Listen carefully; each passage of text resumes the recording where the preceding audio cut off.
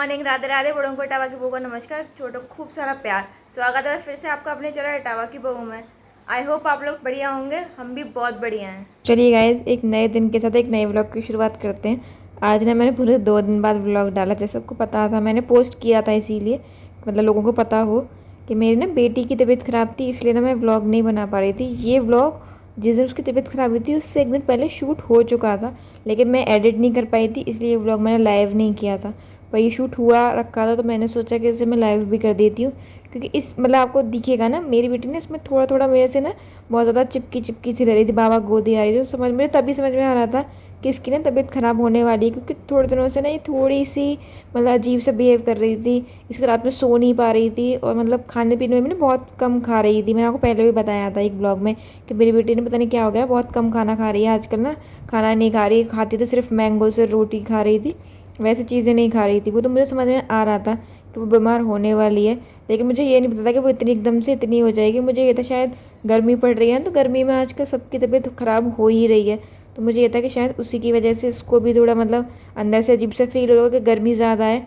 वैसे तो वो एसी में ही रहती है, लेकिन फिर भी थोड़ा बहुत तो बाहर घूमने जाती है। लेकिन जिस दिन ये मैंने शूट किया था उसकी शाम को ही ना उसकी तबीयत थोड़ी सी ख़राब हो गई थी, तो मतलब वो अपने आप ही कह रही थी कि तबीयत ठीक नहीं है, तबीयत ठीक नहीं है।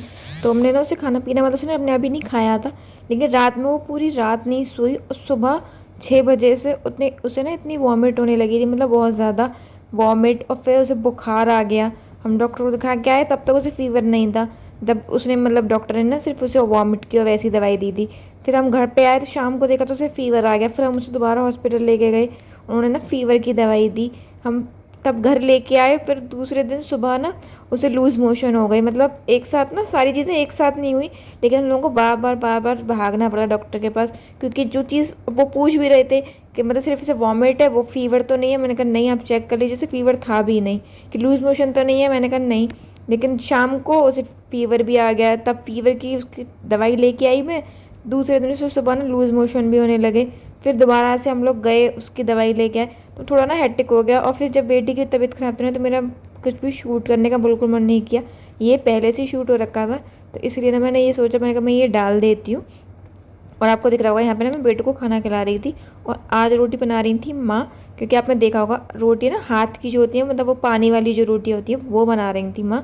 मतलब वैसे तो हाथ से जो मतलब चूल्हे वाली जो रोटियाँ होती हैं ना, हाथ में पानी लगा के बनाते हैं, वो तो ना मुझको आती है ना माँ को आती है। लेकिन माँ ना ऐसे मतलब परोथन जो होता उसकी जगह घी लगा के माँ रोटी बनाती हैं। आज ना माँ ने उड़द की दाल बनाई थी, तो इसलिए डैडी को उड़द की दाल के साथ पानी की रोटियाँ अच्छी लगती हैं, तो माँ घी लगा के बना देती हूँ। और मुझे ये आता ही नहीं है, मैं नहीं बना पाती ये वाली रोटी। मेरी मम्मी बना लेती हैं ऐसी घी लगा के, मुझे नहीं आती। तो ये वाली रोटियाँ माँ बना रही थी और मैंने बेटू को खाना खिलाया। उसके बाद ना मतलब मैंने सारा अपना काम फिनिश कर दिया था, बर्तन वगैरह मांज के ना ये सब मैंने अपना काम कर लिया था। यहाँ तक भी बेटू ठीक थी, लेकिन शाम होते होते मतलब उसकी ज़्यादा हालत ख़राब हो गई थी। और गाइस, किस किस ने वो सोनम और राजा रघुवंशी वाला केस सुना? मतलब मैंने जब से वो केस सुना है ना, तो मैंने मतलब आजकल ना वैसे वैसे मैं वीडियो बना रही थी, तो ना टाइम ना थोड़ा इतना मतलब हो नहीं पा रहा था कि मैं इंस्टा देखूँ या यूट्यूब वगैरह मतलब ये सब चीज़ें देखूँ। मैं सिर्फ अपनी वीडियोज़ मतलब बनाती हूँ, एडिट करती हूँ, और जो थोड़ी बहुत मतलब यूट्यूब पे जो शॉर्ट्स आते हैं, जो मतलब थोड़ा यूट्यूब की नॉलेज रहे, मुझे सिर्फ इतनी वीडियोज़ देखती हूँ। वरना जो मेरी अपनी फैमिली के व्लॉग्स हैं मैं सिर्फ वही देखती हूँ, अपने भैया के, अपनी भाभी के, उनके। बाकी मैं किसी और के व्लॉग्स नहीं देख पाती। अपनी बुआ जी के मतलब जो मेरी फैमिली के व्लॉग्स हैं वही मैं देख पाती हूँ, बाकी ना मैं देख नहीं पाती हूँ। लेकिन ये जब से राजा और ये सोनम वाला जो केस हुआ, उसके बाद तो मेरा इंस्टा इतना मतलब मैं इतना यूज़ करने लगी थी, न्यूज़ इतना देखने लगी थी कि मतलब मुझे नहीं लग रहा था कि मतलब कैसे ही पता चल जाए कि वो लोग कहाँ हैं कहाँ हैं। लेकिन जो अब एकदम से ये जो नया मोड़ आया वो बहुत ही ज़्यादा शॉकिंग है। मतलब कोई बीवी अपने पति को कैसे मतलब ऐसे मार सकती है? और फिर सबसे बड़ी बात, अगर आपको उनसे शादी नहीं करनी थी तो आपको पहले ही मना कर देना चाहिए था।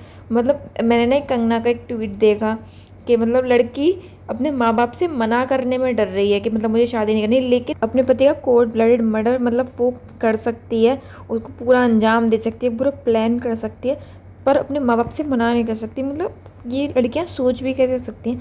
अगर उसे उनसे शादी नहीं करनी थी तो भाई सीधे सीधे मना कर देती कि मतलब मुझे से शादी नहीं करनी। अपने माँ बाप से मना नहीं कर पाई थी, कोई बात नहीं, तुम अपने भाई से कर देती। चलो अपनी फैमिली से नहीं कर पा रही थी, अगर कोई दिक्कत भी थी, कोई इशू था, तो आप अपनी उसी लड़के से मना कर देती कि भैया मुझे तुमसे शादी नहीं करनी, ऐसे ऐसे मैं तो किसी और से प्यार करती हूँ। खुद ही मना कर देता लड़का, है ना। आप भी गलत नहीं होती और उसकी भी जान बच जाती और आपका भी जो भी आपको करना था वो करती। लेकिन शादी करके और इतना सब कुछ प्लान करके भाई किसी माँ का बेटा छीन से क्या ही मिल गया। पता नहीं आजकल क्यों लोग सोचने लगे कि मतलब ये सब प्लान करेंगे, मर्डर करेंगे और किसी को पता ही नहीं चलेगा। मुस्कान वाला केस हुआ था, कितना मतलब न्यूज़ में और सब में आया था, जबकि उनका तो कितना अजीब सा केस था, फिर भी सबको पता चल गया। और तुम तो उनके मतलब अपने हस्बैंड के साथ गई थी, तो तुम कैसे भी सोच कह सकती हो कि मतलब पुलिस वाले या मतलब ये लोग नहीं पता लगा पाएंगे कि तुमने ही मर्डर किया है। या फिर बहुत सारी छोटी छोटी मतलब उन्होंने गलती भी की है, जिससे मतलब पुलिस कह रही है, मेघालय पुलिस, कि उन्हें पता चल गया था कि सोनम ही मर्डरर है। पर मतलब आजकल पता नहीं क्या हो गया है लोगों को।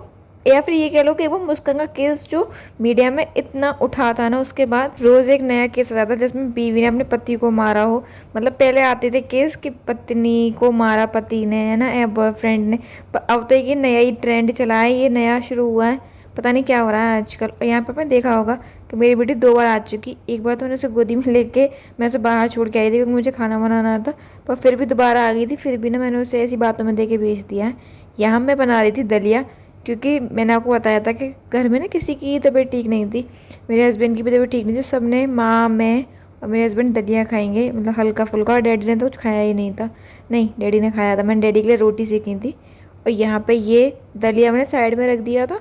और जैसे कि आपको बताती, ये मंडे की वीडियो है मेरी, तो मंडे को मैं भगवान जी को हलवे का भोग लगाती हूँ। तो यहाँ पे मैं हलवा बना रही थी।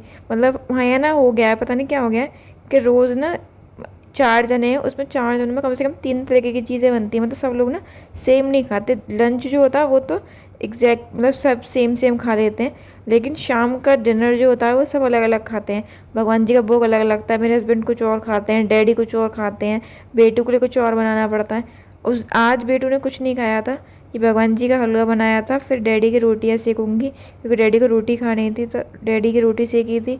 अपने लिए दलिया बनाया था, मतलब दलिया नमक का ही बनाया था, वैसे ही बना लिया था मैंने। और फिर छौंक दिया था प्याज टमाटर से। आजकल ना गर्मी इतनी पड़ रही है कि मतलब घर में ना कोई खाने को तैयार ही नहीं होता है। शाम के टाइम में ना सबको कुछ ना कुछ ऐसे ही चाहिए, हल्का फुल्का होता है ना, अलग अलग अजीब अजीब चीज़ें मतलब बताते हैं रोज़।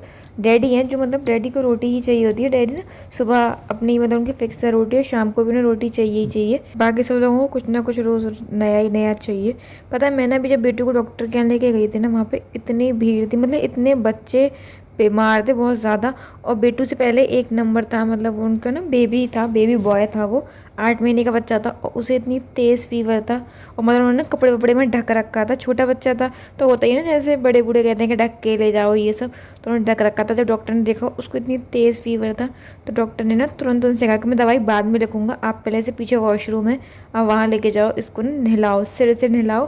और तब तक नहलाना है इसे जब तक ये बिल्कुल ठंडा ना हो जाए, क्योंकि मतलब बहुत ज़्यादा फीवर था। तो उनकी जो मदर थी बच्चे की, वो तो ना लेके चली गई थी उसे, लेकिन उनके फादर वहीं खड़े थे, तो वो बात कर रहे थे, तब वो दवाई लिख रहे थे डॉक्टर। तो जैसे होता है ना, वो कहने लगे कि अरे वो हमारे यहाँ ना गर्म पानी से नहलाते हैं अभी इसको, क्योंकि अभी ये छोटा है, हमारे मतलब बड़े बूढ़े ऐसे करते हैं। तो उन्होंने कहा कि मतलब गर्म पानी से नहलाना छोटे बच्चों को चलो चलता है, आप लोग नहलाते हो, आपका मन है, आपकी मान्यता है अपनी कि आप नहला रहे हो। लेकिन क्योंकि इसे इतनी तेज़ बुखार है और आप इसे गर्म पानी से, उबलते हुए पानी से नहला के भी लाए हो, बोले मतलब इससे सर्दी जुकाम हो जाएगी, तो हम एक बार को उसे ठीक कर सकते हैं दवाइयों से। लेकिन अगर इसके दिमाग को बुखार चढ़ गया या फिर बच्चे को दौरे पड़ने लगे, तो मतलब हम तब इसका कुछ भी नहीं कर पाएंगे, उसका कोई इलाज नहीं है। इतने छोटे बच्चे के दौरे का कोई इलाज नहीं है। आजकल एक तो इतनी नई नई बीमारी चल गई है बच्चों को ना, रोज़ एक नई बीमारी हो जाती है। इसीलिए आपके घर में अगर कोई बच्चा है, या फिर मतलब बच्चा भी नहीं, बड़े भी, आजकल तो गर्मी इतनी पड़ रही है, आप सब लोग अपना और अपने बच्चों का ध्यान रखें। और चलिए इस वीडियो को यहीं तक रखते हैं। अगर आपको मेरी वीडियो अच्छी लगी तो इसे लाइक कीजिएगा, चैनल को सब्सक्राइब कीजिएगा और एक कमेंट ज़रूर कीजिएगा। तो मिलते हैं अगले व्लॉग में, तब तक के लिए नमस्कार।